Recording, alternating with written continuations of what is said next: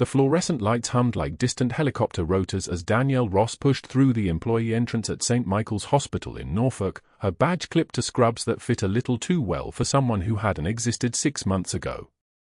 The hospital exhaled its familiar mix of antiseptic and human suffering, that particular smell that never quite washed out of clothes no matter how many times you ran them through bleach.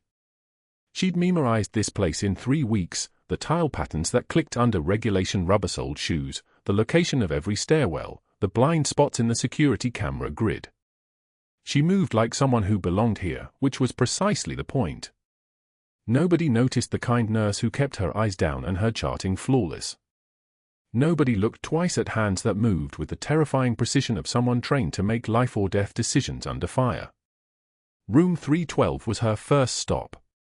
Staff Sergeant Mike Chen lay in the recovery bed like a piece of broken equipment waiting for repair, his left leg ending at mid-thigh where the IED had taken it 5 years ago in Helmand Province. She'd been there when it happened. Not in the room, she'd been 3 clicks out, providing overwatch for his extraction. He'd called her position in as he was bleeding out, his voice steady as a surgical laser even as his femoral artery pumped his life into the dust of Sanjin Valley. They'd pulled him out because of her. They'd pulled him out and shipped him home, and now he was here at St. Michael's recovering from complications, which meant people were looking for him. Which meant she was here. The patch hidden inside her jacket lining, faded Special Forces insignia, barely a whisper of color anymore, felt heavier than a loaded magazine against her ribs. She checked his full line with practiced efficiency. Saline running clear. No air in the line. Fluid level stable. His blood pressure on the monitor read 118/72, better than yesterday, which meant his body was finally believing it had a future. She noted all of it in the medical record with the kind of precision that belonged in an operating room, not a recovery bed. Every detail accounted for. Every number exact. 2,200 milliliters input. 1847 output. Morphine dose at 0600 hours. The charting was so flawless, so mathematically perfect, that it would eventually become a liability. But that was a problem for later. Right now, it was camouflage. Chen's eyes opened as she adjusted the morphine drip, their eyes meeting for exactly 1 second, not long enough for anyone watching to notice, but long enough for him to know she was there. She didn't smile. She didn't acknowledge him beyond the standard competency check. "How's your pain level, Sergeant?" 10 words or fewer. Always the script. Always the mask. His face registered nothing, which meant he understood. He always understood. 2 out of 10, he said, his voice rough from the morphine but clear. "You're the night nurse, right?" "Evening shift," she corrected, still looking at the monitor. Still the deferential tone. Still the woman who didn't exist. "Try to rest. We'll monitor your vitals through the night." The scar on her shoulder caught the overhead light as she turned, thin white line running from collarbone to the edge of her scapula where a bullet fragment had caught her during the same extraction operation. She'd learned long ago that scars told stories if you knew how to read them. This one said, "Baghdad. 2019, tactical medical emergency in a hot zone." This one said, "Survived." Most people in St. Michael's saw a nurse in her early 30s with an athletic build and efficient hands. They didn't see the tactical field medicine background. They didn't see the 16 years of classified operations that had led her here. They especially didn't see the faded unit patch inside her jacket lining, sewn there with the kind of stitching that had become muscle memory, precise, deliberate, impossible to remove without destroying the garment entirely. That patch was the only physical proof that Captain Danielle Ross still existed underneath the civilian identity.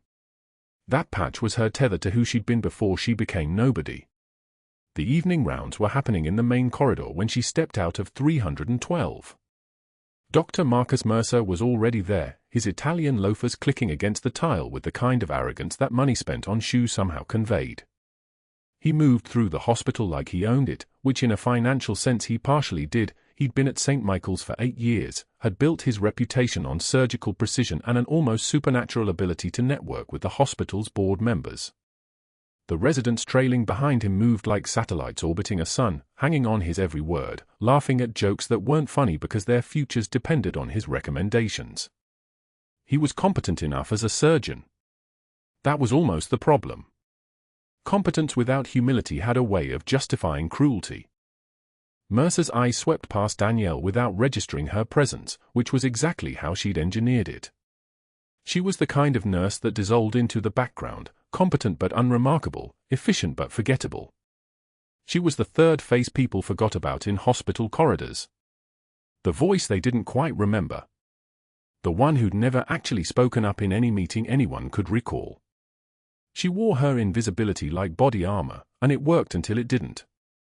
She was pulling a chart from the nurse's station, routine vitals check, completely legitimate, when she heard his voice carrying down the hallway. Dr. Mercer, talking to the residents, his tone that particular blend of condescension that was practiced and refined. The charting on some of these cases is almost too perfect, he was saying, his laugh like a knife sliding out of a sheath. You ever see documentation so flawless it makes you wonder if someone's actually passing their boards or just bought a certificate online? The residents laughed on cue, the sound sharp and hollow bouncing off the tile. None of them were looking at Danielle. None of them even knew she was less than 20 feet away. She didn't flinch. She didn't turn. She didn't let her jaw tighten more than a millimeter. The trembling wasn't fear. It was restraint. It was the exact same muscle control that had kept her alive in Fallujah. It was the same discipline that had allowed her to disarm suspects without lethal force, to extract intelligence without leaving marks, to operate in environments where a single visible reaction could compromise an entire mission. She turned the page in the chart. Continued reading. Let the moment pass like weather moving over open water. Mercer's cruelty was predictable, almost appetizing in its simplicity. He was a man who'd never experienced real consequence, which meant he'd developed an appetite for small cruelties instead. Bullying residents who depended on his recommendations. Dismissing nurses who couldn't talk back without risking their employment. Mocking people for documentation practices he didn't actually understand. It was the kind of behavior that would eventually catch up with him, but not because of his intelligence. It would catch up with him because he'd never imagined he was talking about someone who'd spent a decade learning to hold their composure while things exploded around them. One of the residents finally noticed her standing there. His expression shifted, that micro moment of recognition that someone had witnessed his participation in cruelty. He looked away quickly. The others followed his gaze and realized the same thing. They'd been laughing at someone who'd been present the entire time. Someone who'd heard every word. The silence lasted exactly 3 seconds. Then Mercer's phone buzzed, and he turned his attention to it, dismissing them all with a gesture, already moving on to the next moment of his day, already forgetting the interaction entirely. Danielle waited until he'd rounded the corner before breathing. She set the chart down on the counter with controlled precision. Her hands didn't shake. Her voice, when she spoke quietly to the resident nurse beside her, was steady as a metronome. Bedford needs a blood draw at 0600 hours. Make sure the 22-gauge needle goes in on the first stick. The nurse nodded, not quite meeting her eyes. Danielle had already moved past it, already filed it away in the category of things that didn't matter. Chen was safe. That was the only variable that moved the needle. Everything else was just noise and waiting for the moment that would inevitably arrive. She finished her round and retreated to the break room, a small space that smelled like burnt coffee and someone's reheated lasagna from yesterday. The patch inside her jacket was still there, still heavy against her ribs. She pressed her hand against it once, feeling the rough fabric beneath the cloth. Captain Danielle Ross. 1st SFOD Delta. 16 years of classified operations. 3 tours through hostile territory. 1 silver star and 2 purple hearts sitting in a safe deposit box under a name that no longer appeared in any official military database. She was a ghost, and ghosts didn't get angry about jokes made by men who'd never actually fought for anything. Ghosts didn't react. They just waited. They just watched. They just documented everything with the precision of people who understood that evidence mattered more than pride. Her shift ended at midnight. She clocked out, changed back into civilian clothes, and walked out into the Norfolk night where the rain was just starting to fall. She didn't look back at St. Michael's. She didn't think about Mercer or his residents or the small humiliation she'd witnessed and absorbed. She thought about Chen. She thought about the assignment. She thought about whatever came next, because in her experience, what came next always arrived faster than anyone expected, and when it did, it arrived violently. Grand round started at 7 in the morning, which meant Danielle was already in the charting room by 6:30. Her documentation from the night shift spread across 3 patient files. She'd learned early in this assignment that meticulous records were armor, every vital sign logged, every medication reconciled, every clinical assessment supported by evidence. The problem was that armor made you visible. Dr. Mercer burst through the conference room doors at 7:47 with 30 residents trailing behind him like a school of fish following a predator. He carried a tablet, and on its screen was her work. Danielle stood against the back wall, arms crossed loosely, watching him cue up the display. The medication reconciliation chart appeared on the projection screen, her handwriting, her assessments, her conclusions about inconsistencies in post-operative pain management protocols. This, Mercer announced, his voice carrying the weight of someone accustomed to being obeyed, is what happens when nurses overstep their scope of practice. He gestured at the screen like a prosecutor presenting evidence at trial. Miss Ross here seems to believe she's qualified to make clinical assessments above her station. Second-guessing physician orders. Suggesting protocol modifications. Playing doctor with a stethoscope. The residents laughed, sharp, practiced laughter that echoed through the space like trained seals. Danielle's jaw tightened fractionally. 1 millimeter. Not enough for anyone to notice unless they were looking for it. Her hands remained clasped behind her back, fingers interlaced, perfectly still. Steady as combat steel in a firefight. She'd held that exact posture while taking sniper fire in Sadra City. She could hold it through Mercer's performance. What Mercer didn't know, what nobody in that room knew, was that her documentation was flawless because she'd been trained by the Joint Special Operations Command's Medical Protocols Division. Every entry had been vetted against military field medicine standards. Every clinical assessment had been cross-referenced against her covert mission profile. The charting was meticulous because Captain Danielle Ross didn't do anything halfway. The problem was that the very precision he was attacking had begun exposing something he'd buried much deeper, a pattern of phantom surgical consultations that never happened, procedures that never occurred, billed to insurance companies at rates that added up to somewhere north of $400,000 over 18 months. Her detailed notes had inadvertently created a timeline that contradicted his billing records. He sensed it. She watched the moment it registered on his face, not here, not in front of 30 residents, but later. That evening, maybe. That night. The question would form in his mind, how had this nurse noticed what the department chair had missed? How had her overstepping exposed his income stream? She met his eyes for exactly 1 second. No challenge in the gaze. No defense. Just acknowledgement that she'd been registered as a problem. Then she looked away, her attention settling on a resident's notes as if she'd never been mentioned at all. The conference room dispersed at 8:15.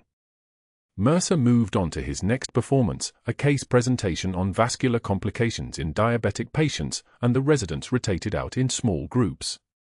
By afternoon, the incident had already calcified in the hospital's social hierarchy. Danielle Ross was the ambitious nurse. The one who'd gotten above herself. The kind of person who needed to be reminded of their place. The vending machine sat in an alcove off the main cafeteria, humming its mechanical rhythm beneath flickering fluorescent lights.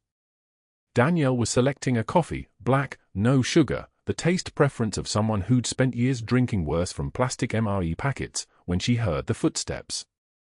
2 residents, same ones from the morning rounds, positioned themselves with the precision of people who'd planned this moment. They wanted to be overhead. They wanted her to understand that the message came with social weight. Mercer appeared from behind them like he'd been summoned, his timing too perfect to be accidental. His voice carried across the cafeteria with the measured intensity of someone performing for an audience. "Tell me, Nurse Ross," he called, loud enough for 6 conversations to pause in real time. "Did you actually pass your boards, or did you just buy a certificate online?" The snickers started before he finished speaking. The kind of laughter that builds its own momentum, feeding on itself, louder with each increment. A woman at the far table turned to watch. Someone near the sandwich station pulled out their phone. This was social currency, the chance to witness humiliation performed live. Danielle's hands didn't tremble. Didn't shake. Didn't betray anything. She completed the motion of selecting her coffee from the dispenser, the mechanical whir and clunk of the coil mechanism releasing its cargo sounding impossibly loud in the sudden quiet. The cup came down. She inserted a dollar bill into the payment system. No hurry. No panic.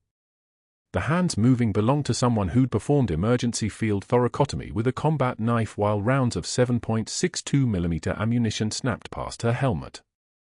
A vending machine transaction was nothing. It was neutral. It was oxygen. Then she turned, coffee in hand, and walked directly past the 2 residents and Mercer himself. Not around them, past them. Shoulders squared. Eyes forward. The kind of walk that belonged to someone moving from one task to another, completely unconcerned with the temperature of the space around her. Her jaw was set, yes, but not visibly clenched. The kind of controlled tension that comes from someone holding something back, not fear, something else. Something like restraint. The trembling wasn't fear. It was the body's knowledge that it could respond, that every muscle fiber was combat ready, and the discipline of choosing not to. She didn't acknowledge Mercer. Didn't defend herself. Didn't even glance backward as she walked. By the time she reached the staff stairwell, the moment had already begun to crumble in the minds of everyone who'd witnessed it. How was that humiliating if she hadn't reacted? How was it satisfying if she hadn't flinched? But that wasn't the worst part. The worst part was knowing that by evening, Mercer would begin making calls. That night, Danielle was updating Chen's vital signs, blood pressure stable at 118/76, oxygen saturation holding at 97%, heart rate steady in the low 60s, when she noticed the medication order on the computer screen. Morphine, prescribed at a dosage and frequency that didn't align with Chen's chart history or his current pain levels. She'd reviewed his post-operative protocol that morning. This order wasn't consistent with what she'd documented about his condition improvement over the past 72 hours. She printed the order, walked it to the nursing station, and found Mercer reviewing patient charts in his assigned area. "Doctor, I need clarification on the morphine dosage for Staff Sergeant Chen in 3 West, she said. Her voice had dropped half an octave from the morning, not lower, exactly, just different. Flatter. More direct. This doesn't match his current pain assessment or the post-operative timeline. Mercer's head came up. His face reddened first at the jaw, then spreading upward like a pressure system. Nurses didn't question his orders. Nurses transcribed his orders. Nurses deferred to his judgment because he was the attending and they were not. "I'm calling security to escort you out for insubordination," he said, his voice loud enough to draw attention from everyone within 15 feet. Not a threat. A pronouncement. Something delivered with the certainty of someone accustomed to being obeyed. "Your shift is over. You can collect your things and wait in the administrative office." The charge nurse looked up. 2 residents paused their conversation. The medical student at the opposite end of the station stopped typing. Danielle nodded once. Not in agreement, exactly. In acknowledgement. The kind of nod that indicated she'd heard the words and processed their content. Then she turned and walked back to Chen's room, the morphine order still in her hand. She clipped it to the medication rack on his stand and continued checking his vitals with the same methodical precision she'd maintained all evening. Temperature. Pulse. Respiration. Oxygen saturation. Blood pressure. Pupil response. All documented. All logged. All meticulous. Mercer watched from the nursing station for exactly 40 seconds. Then he turned away, his jaw working silently, his hands gripping the edge of the desk hard enough to turn his knuckles white. He was planning something. Danielle could see it in the set of his shoulders, the rigidity of his posture. He'd moved from social attack to strategic escalation. The calls would come. The investigation would launch. The machinery of institutional power would begin grinding forward. But that wasn't for tonight. Tonight she would finish her shift. She would document everything that had happened. She would note the inconsistent medication order and her clinical reasoning for the question she'd raised. She would sit by Chen's bedside and make sure he remained stable. And she would wait. Because in her experience, patience was a weapon. Discipline was armor. And silence, when wielded correctly, was the most devastating response of all. The evening stretched forward, each moment a small victory against the pressure that was building behind Mercer's eyes. Whatever he was planning, it would arrive soon. They always did. And when it did, she would be ready. The intercom crackled at 2:02 p.m. Code in the detox wing. Not a medical code, a behavioral. The kind that meant violence. Danielle heard the shouting before she saw anything. Deep, primal roars that echoed down the corridor like an animal trapped in a cage it had just decided to destroy. She was halfway through charting at the nursing station when the first security guard ran past her, radio crackling warnings about a patient, 6'5", 280 pounds, withdrawing hard from a 3-week meth binge, who'd stopped taking his medications and started taking inventory of every breakable object within arm's reach. The metal for stand came first. It flew past the pharmacy window with the whistle of something moving fast enough to kill. The stand's base caught the edge of a supply cart, sending boxes of dressing supplies cascading across the tile like snow. The crash echoed through the wing, sharp, metallic, final sounding. Doors slammed open. Residents scattered like startled birds. A nurse from the south wing bolted toward the stairwell, her tablet still in her hands. 2 orderlies pressed themselves flat against the wall near the break room, eyes wide, waiting for security to actually arrive instead of just screaming into radios. The attending physician, the one who'd mocked Danielle's assessment of a post-op patient 2 days ago, backed away slowly, his face gone pale, his hands up as if surrender was already inevitable. The patient stood in the corridor now. 6'5" wasn't a guess, Danielle had seen the admit paperwork. Former Marine. Actually, dishonorably discharged 8 years ago after an incident in Oceanside that involved cocaine and a bar fight that left 3 men in the ICU. Now here he was, metabolically unstable, neurologically misfiring, his nervous system screaming for a chemical hit it wasn't going to get, his muscles responding to that scream with the kind of violence that made a metal for stand look like a toothpick in his grip. He was advancing. Not toward security. Toward the vulnerable patient's wing. Toward the west corridor where Chen lay in 3 West recovering from his latest infection, catheterized and immobilized, completely defenseless. That was the moment Danielle made the choice. The moment everything changed without anyone knowing it had. She set her pen down. Deliberately. The click of it landing on the desk was somehow louder than the screaming. She stood. Her movements weren't rushed. They had the quality of someone walking to get more coffee, not someone walking directly toward a 280-pound man in acute withdrawal currently holding a 5-pound metal object like it was made of air. Her boots made no sound on the tile. That was training. That was muscle memory from 17 years ago on the streets of Sadra City, where moving without sound meant you got to keep your life another day. Where footsteps announced you, and announced people meant body bags. The unit patch sewn into her jacket lining, faded now, almost invisible, suddenly felt less like a relic and more like a weight, like something pushing down through her sternum into her spine, reminding her who she actually was. The man saw her coming. His eyes, dilated, bloodshot, the kind of pupils that belonged to someone whose chemistry had been fundamentally altered, locked onto hers. For a second, something registered. Some primitive part of his brain recognized that she wasn't running. Wasn't cowering. Wasn't making herself small. He swung before stand like he was trying to hit a baseball out of a stadium. Danielle's body didn't ask permission. Her hands moved on their own. Her right arm came up, not to block, never to block, and she sidestepped with the minimal motion of someone repositioning their weight. The forestand passed so close she felt the displacement of air, hot and urgent against her face. The movement was economical. Precise. The kind of footwork that came from a decade of controlled violence, from learning that the smallest gesture could redirect 1,000 pounds of momentum. She caught his right wrist. Not grabbed. Caught. The heel of her hand settled into the space between radius and ulna with the accuracy of someone who drilled this movement 1,000 times, who could find bone in the dark.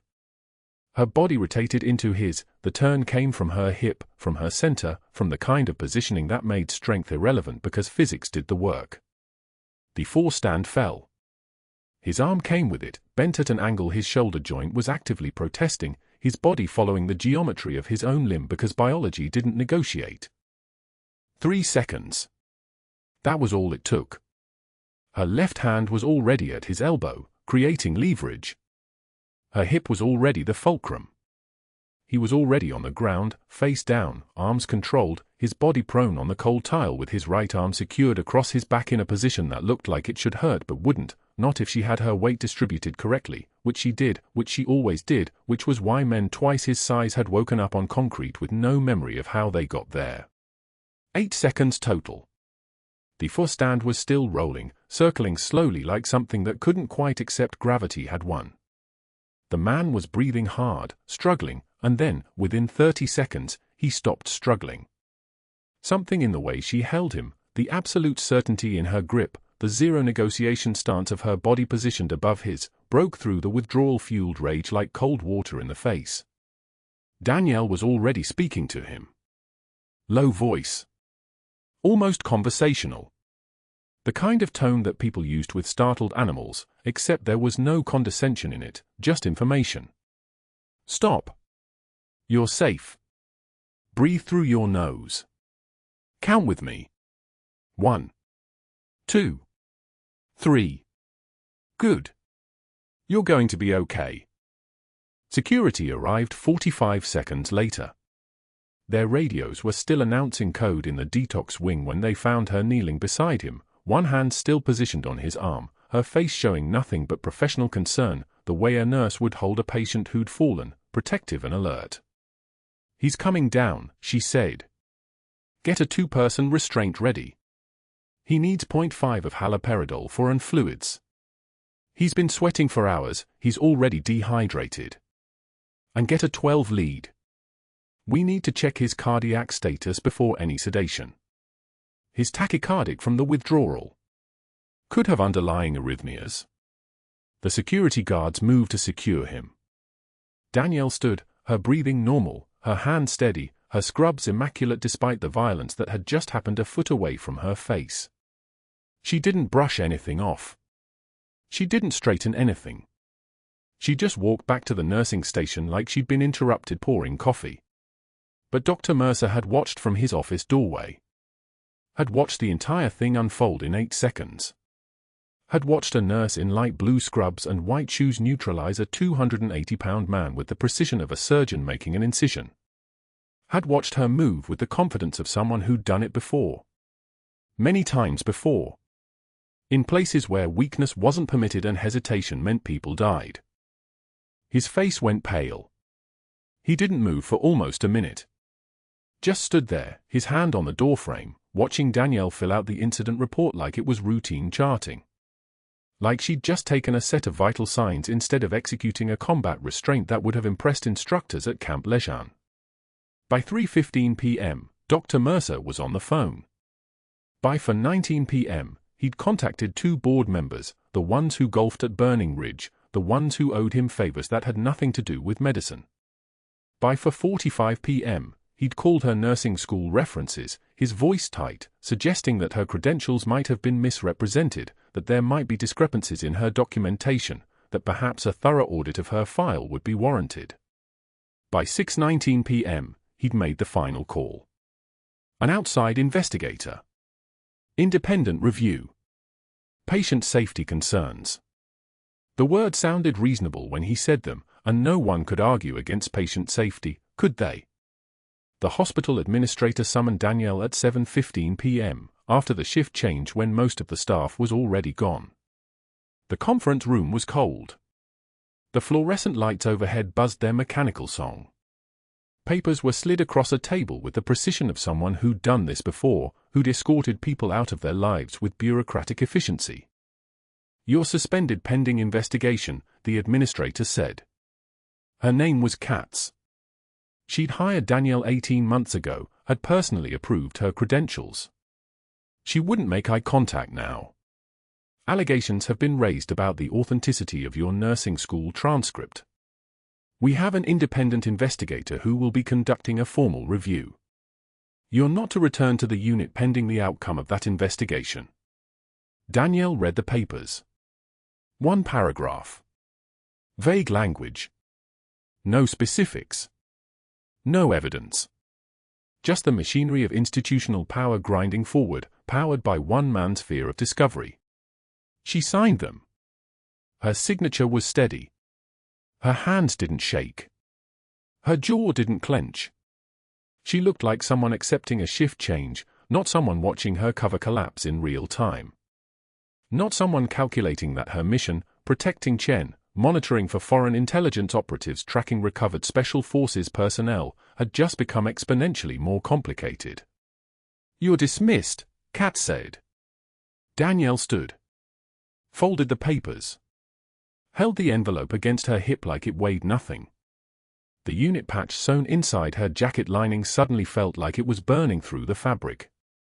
17 years of discipline kept her face blank, kept her movements measured, kept her from saying anything that would reveal the part of her that Mercer had glimpsed in the corridor, the part that didn't follow hospital policy or civilian protocol, the part that moved like predators move when they've already decided something isn't going to survive the next 30 seconds. But that wasn't the worst part. The worst part was that Chen didn't know his protection had just been pulled.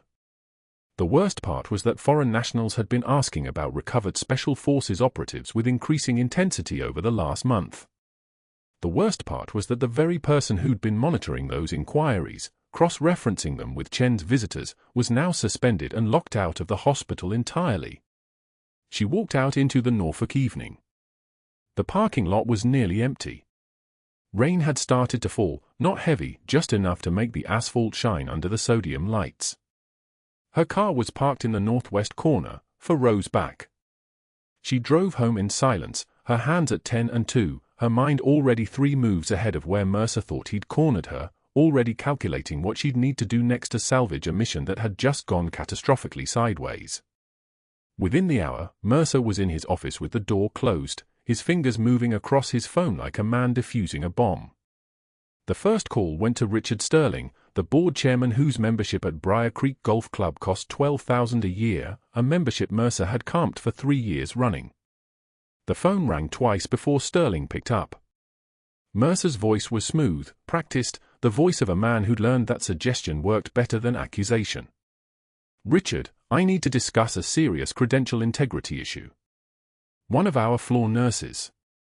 The documentation is flawless, but that's the problem, nobody's documentation is that flawless. I'm concerned about fraud." He didn't mention that the documentation was perfect because she was actually competent. He mentioned instead his responsibility as a physician and his fiduciary duty to the hospital. Sterling promised to make a call to the executive board. By 2:44 p.m., Mercer had contacted 3 nursing school references, vague calls, carefully worded, nothing accusatory enough to constitute slander but damaging enough to plant seeds. "I'm not saying anything definitive, but we've had some questions arise about credential verification. I thought you should be aware." The references, protective of their institution's reputation, began making their own calls. By 4:15 p.m., an outside investigator named Caldwell, hired through a consulting firm that specialized in institutional risk assessment, had received Mercer's written complaint and was already requesting Danielle's complete personnel file, her original licensing documentation, her background check clearance, and her entire charting history. Patient safety, the complaint read. Patient safety concerns. The irony was surgical. Danielle drove home knowing exactly what was happening.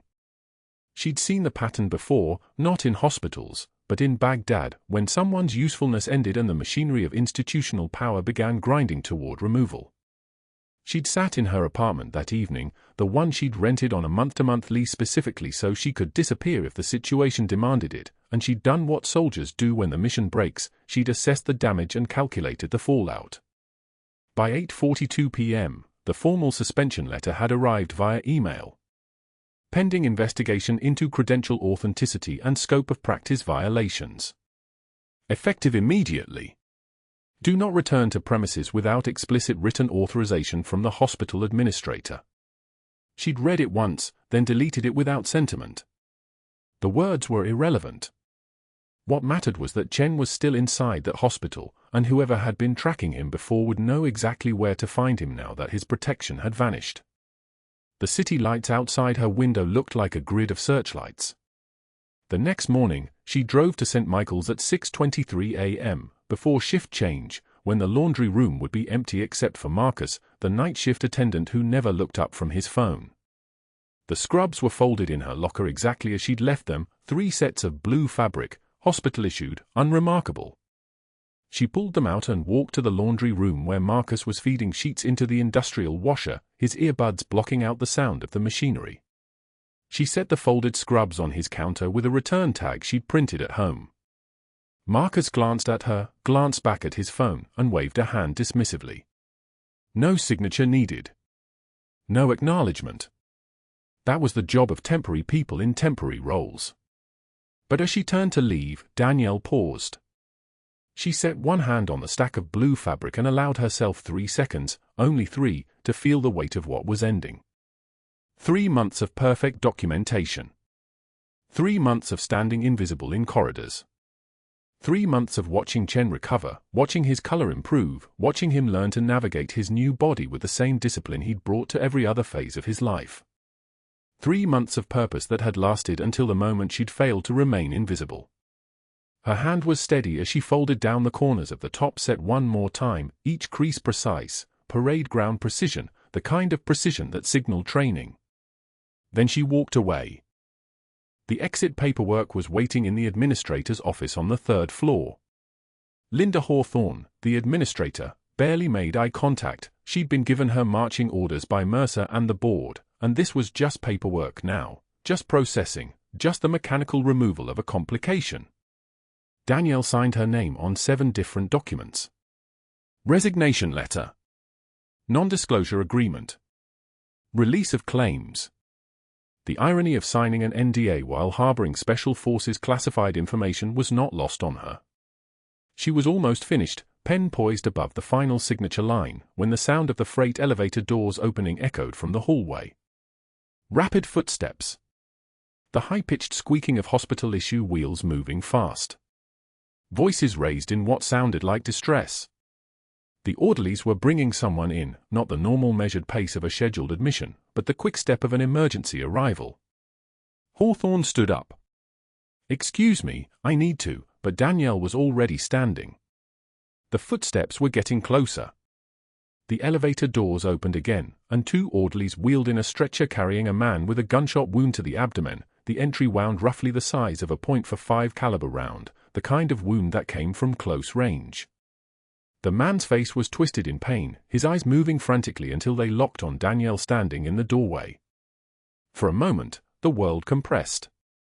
His pupils dilated. His mouth opened. And then he began to scream in Arabic, "Al-Shab! Al-Shab! Al-Shab! Ghost! The ghost!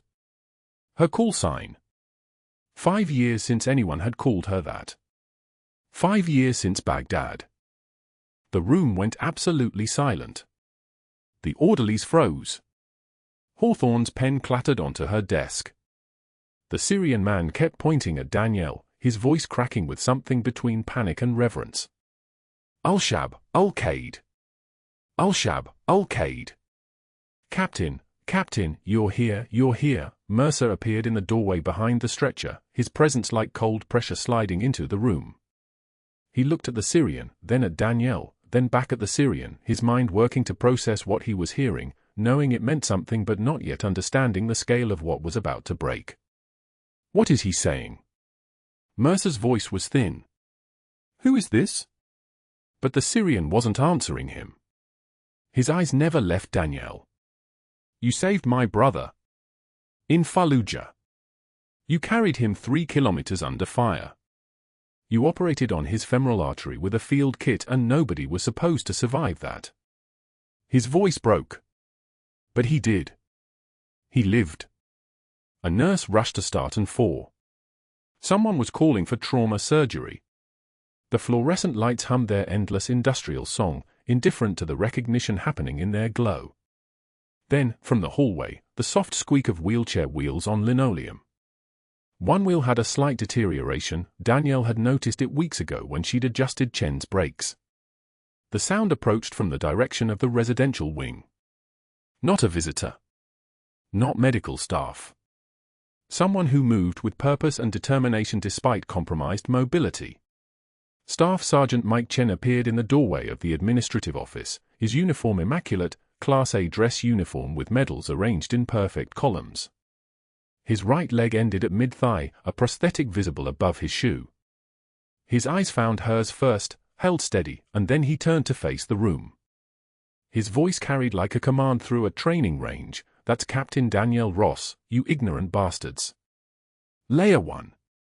The air itself seemed to change pressure. Mercer stepped back. His hand went to the wall as if he needed something to stabilize against. The orderlies exchanged glances. Hawthorne's mouth opened but produced no sound.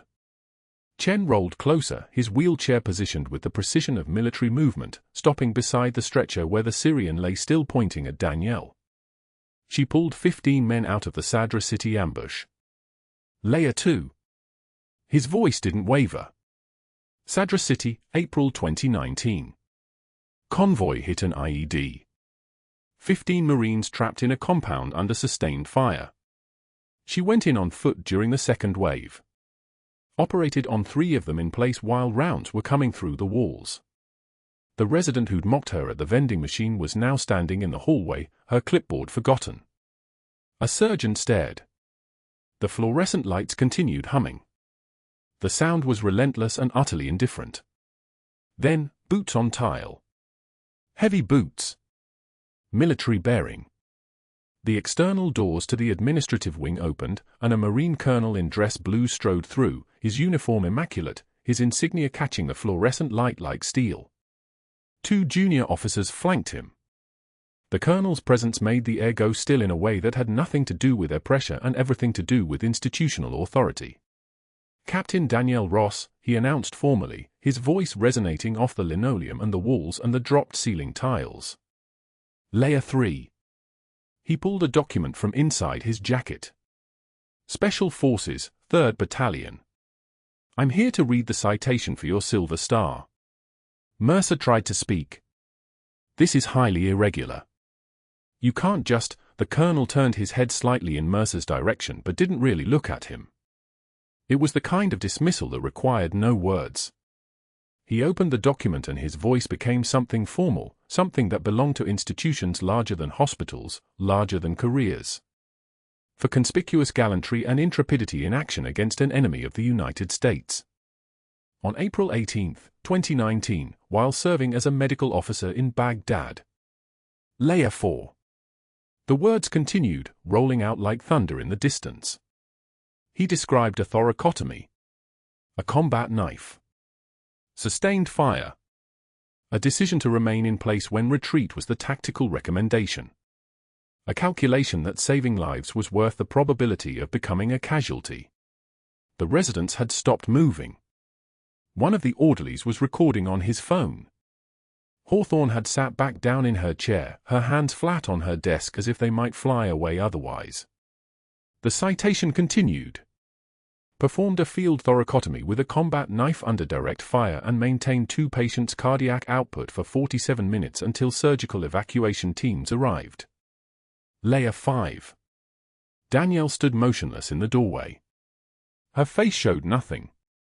Her posture had shifted, not dramatically, but measurably. Her spine had straightened. The weight she'd been carrying for 3 months, the deliberate smallness, the curated vulnerability, the civilian facade, seemed to compress internally instead of disappearing entirely. The colonel finished reading and produced another envelope from inside his jacket. Pentagon communication, he announced, and now his voice carried the weight of something larger than institutional authority. It carried the weight of federal power. Layer 6. Flagging an active counterintelligence operation connected to recovered Special Forces personnel currently receiving care at this facility. His eyes moved to Mercer. The investigation you launched against Captain Ross this morning triggered automatic review protocols of all patient files associated with her assignment. Including yours, Dr. Mercer. She was signing her exit paperwork when the orderlies wheeled in the new admission. A gunshot wound, conscious, restless, the kind of patient who made nurses adjust their stance and keep one hand free. The man's eyes tracked across the administrative wing as they moved him toward trauma, and then they locked on hers. His pupils dilated. His jaw tightened. He began to shout in Arabic, the words tumbling over each other like he couldn't get them out fast enough. Al-Shab. Al-Shab. The ghost. Her call sign from Baghdad echoed through Norfolk like a ghost itself, and the administrative assistant next to Danielle went very still, pen suspended above the discharge form. Danielle didn't look up. She signed her name on the line, the only signature that would ever matter, and kept her hand steady as the orderlies glanced at each other, confused. The Syrian patient's voice rose, urgent and certain, calling out a name that didn't belong to any nurse in this hospital.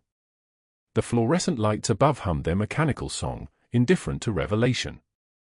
Then Staff Sergeant Mike Chen wheeled himself into the hallway. He was in dress uniform. Not the casual civvy she'd expected, not the hospital-issued wheelchair clothes. He wore dress blues with the precision of someone who'd spent 2 decades understanding that uniforms carry weight, that the crease in a trouser leg matters when you're about to tell the truth. His left leg ended at mid-thigh, the prosthetic hidden beneath the tailored uniform pants, and he moved with the controlled precision of a man who'd trained his remaining muscles like weapons. He rolled directly between Danielle and the orderlies, positioning himself like a shield, and his voice cut through the hallway with the clarity of someone used to command. That's Captain Ross. She pulled 15 men out of the Sadra City ambush. That's the woman you're firing. The words hung in the air like shrapnel. Captain. Not nurse. Not staff member. Captain. The administrative assistant's face drained of color. Somewhere deeper in the hospital, someone was paging a code, but the sound seemed to come from a distant world, one where rank didn't suddenly reorganize itself in a Norfolk hallway on a Tuesday morning. The elevator doors opened. A Marine colonel stepped out in dress uniform, medals arranged across his chest in perfect order, his presence making the air pressure change like he'd brought a weather system with him. He carried an envelope, official and sealed, and his eyes found Danielle with the precision of targeting systems. He crossed the distance between them in 8 strides, each footfall echoing like a gavel. His voice was quiet enough that it required everyone to stop breathing to hear it. Captain Danielle Ross. It is my honor to read your citation for the Silver Star. For extraordinary heroism in connection with military operations against an armed enemy in Baghdad, Iraq. For demonstrating exceptional bravery in direct action against militant forces attempting to overrun forward operating base Titan. For personal courage under circumstances of extreme danger. His voice carried through the administrative wing, past the cubicles and filing cabinets, into the nurses' station where residents were already pulling up the internet, searching the name, finding the pictures, finding the truth.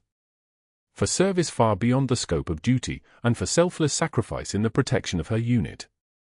The citation continued, each sentence a nail in the coffin of the man now materializing at the far end of the hallway, his face the color of old bone. Dr. Mercer moved forward. His mouth opened. He began to speak about protocols, about proper channels, about the investigation he'd commissioned, about the irregularities they'd discovered. His words were a man clutching at straws in a current that was pulling him under. His voice rose. Nobody was listening. The colonel handed the envelope to the hospital administrator with the care of someone passing something sacred, and the administrator's hands trembled as he opened it. The trembling wasn't fear. It was understanding. Inside the envelope was a Pentagon communication. It contained the activation code, the trigger phrase, the administrative mechanism that Mercer had set in motion when he'd picked up the phone to call board members, when he'd activated his network, when he'd whispered suggestions about credential fraud into the ears of people who owed him favors. That investigation had created a trail.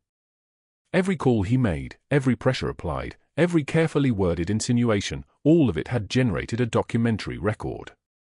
And somewhere in that record, a system had flagged his own patient files for automatic review. 7 years. Hundreds of phantom surgical consults. Billing codes for procedures he'd never performed on patients who'd never existed. Kickbacks from pharmaceutical representatives disguised as continuing education reimbursements. The fraud ran deep enough to require federal investigators, and those investigators were already in the hospital, already in his office, already opening filing cabinets. "You're terminated effective immediately," the administrator said. His voice was steady now, the voice of someone following a script that had been written in Washington. "Security will escort you out." 2 guards appeared like they'd been waiting behind a door for their cue. Mercer's face moved through expressions like a man cycling through different languages, searching for one that might work. 15 years. He'd been there 15 years. Surgical privileges. Board certification. The network he'd built was precisely the thing that had destroyed him. Every favor returned, every obligation called in, every connection he'd cultivated had created a constellation of people who now had to answer questions about their own involvement with his schemes. His lawyer was already on the phone. His career was already over. His pension was already forfeit. The guards moved toward him with the steady patience of people who did this work regularly. Mercer's voice rose, fell, rose again. Nobody was listening. The colonel was already speaking with Chen, confirming details, his hand on the staff sergeant's shoulder with the kind of grip that communicated respect and brotherhood in a single contact. The hospital administrator was passing the Pentagon communication to security, creating a chain of custody for evidence. The gunshot wound patient was being rolled toward Trauma Bay, still calling out the ghost's name, still recognizing the legend in scrubs. 6 weeks later, the administrative chaos had settled into a kind of order that felt like the hospital breathing again after holding its breath for months. Federal investigators had completed their preliminary review. The fraud was estimated at $840,000. Mercer's plea deal required 5 years of supervised practice in underserved areas, his surgical privileges permanently revoked, his medical license marked with restrictions that would follow him for the rest of his career. He'd sold his house. He'd entered his savings. He'd become exactly what he'd always been beneath the authority, small, and now everyone knew it. Danielle stood at the window of Chen's room, watching the parking lot below. Her credentials were restored, framed, and hanging in the break room where the nurses had hung them with a ceremony that lasted exactly 8 seconds and meant everything. The faded unit patch remained sewn inside her jacket lining, hidden and present, patient as prayer.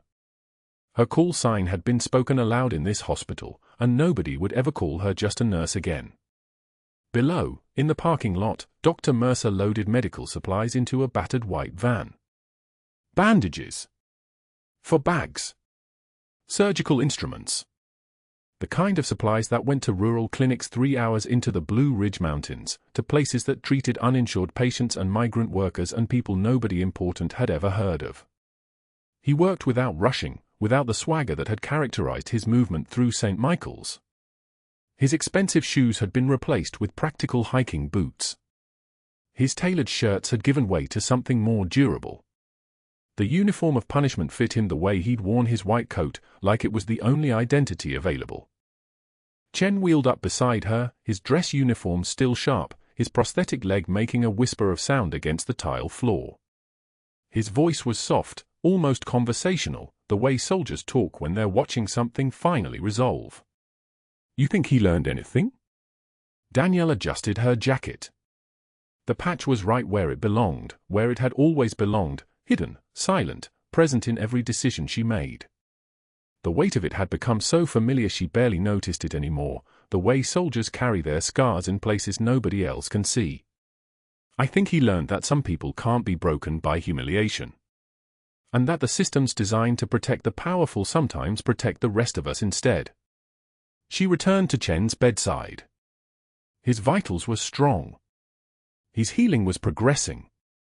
His discharge papers were being prepared for a facility in Maryland, one that understood what he'd lost and what he'd earned. She checked the 4-line with hands that had held combat knives and field dressings, hands that knew how to stop bleeding in environments where hospitals were only a hope. Her fingers moved with the precision of someone who'd lived in 2 worlds and brought the best of both into this one. In the hallway, a new resident passed and nodded respectfully. The kind of nod that carries recognition. The kind that says "I see you." The hospital had shifted on its axis, and now everyone understood that the quietest person in the room might be the one holding everything together. The nurses were speaking differently in the break room, with a different confidence. The physicians had started asking questions before making decisions. The administrators had implemented new audit systems. Change had come not through policy memos but through the simple act of seeing what had always been there. She drew the curtain around Chen's bed and continued her work, her movements precise and steady, her breath the only sound underneath the monitors and machines. Outside the window, Dr. Mercer finished loading the van and closed the doors. He had 4 hours of driving ahead of him, and then a rural clinic where nobody knew his name. For 5 years, this would be his rhythm: the van, the drive, the supplies, the return to the city before the weekend, then the same route again. He would help people who couldn't pay him. He would work in places without prestige. He would become, finally, the kind of doctor he should have been all along. Not because he'd chosen it. Because the system he'd tried to exploit had turned around and used itself against him. True heroism is what you do when the world stops watching. Danielle moved through the rest of her shift with the kind of focus that comes from knowing exactly who you are and why you're there. The monitors beeped their familiar rhythms. The hospital hummed around her, indifferent and necessary. By the time her shift ended, she'd checked 17 patients, coordinated 3 transfers, and prevented 1 potential complication with the kind of clinical observation that separates good nurses from ones who save lives. Nobody thanked her. Nobody asked her name. Nobody needed to. If you've ever been underestimated by someone who thought they understood your value, if you've ever walked toward a threat instead of away from it, if you've ever held something so important that you couldn't let anyone see you break, subscribe to this channel and let us know your story in the comments. Because the ones who've seen the worst are often the ones who give the most.